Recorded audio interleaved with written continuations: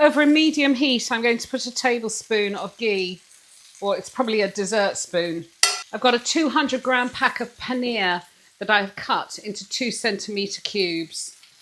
You might wonder what's going on in here. These are some broccoli florets that I'm just frying off in some ghee with some salt to get them nice and charred and nutty. And I am going to cook them until they're fairly soft. I'm going to add a spoonful of stock. I'm going to turn the heat off. Put a lid on and just leave those to steam. Paneer in India is referred to as, they call it cottage cheese. It's nothing like our cottage cheese. We want to get a nice bit of colour on all the sides and see if you can do it without burning your fingers. Turn your paneer over and get it coloured. Once the paneer's got some colour on, remove that from the pan and just add it to the broccoli. Next thing going in, I've got 1 onion finely chopped. Obviously I'm using red because that's what they use in India, but you can use any onion you like. And we now want to cook that on a low heat with a generous sprinkle of salt. The other thing that I'm going to add into that pan, which will get stirred in at the end, these are 60 grams. It's only 60 grams because that's what I had, of cashew nuts, which you can see I have lightly toasted in a dry pan. I'm going to stick those in there ready for the end. While the onions are cooking, I'm putting in about half a teaspoon of cumin seeds. I've got a generous half a teaspoon of the following: ground coriander, ground cumin, Kashmiri chili and garam masala, and just a quarter of a teaspoon of turmeric. My onions are now slightly caramelised, which is lovely. All of the spices are going to go in and just cook those for 1 minute.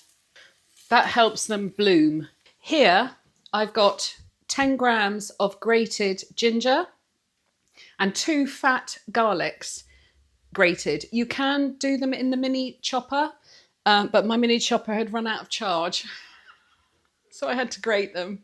It's a lot of work. Ginger and garlic go in the pan, and that cooks for 1 to 2 minutes. Next thing to go in is a tablespoon of tomato paste. It's important to always cook tomato paste. It needs to be cooked out before you move on to the next stage, and you want it to be a sort of a really brick red colour. You want it to darken. Whatever colour it was when it went in, you want it to be a shade darker. In here I've got a tin of tomatoes, which I have plum tomatoes, which I have very roughly broken up, not small.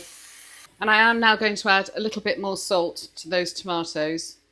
I'm going to cook that for about 10 minutes until that tomato has really thickened.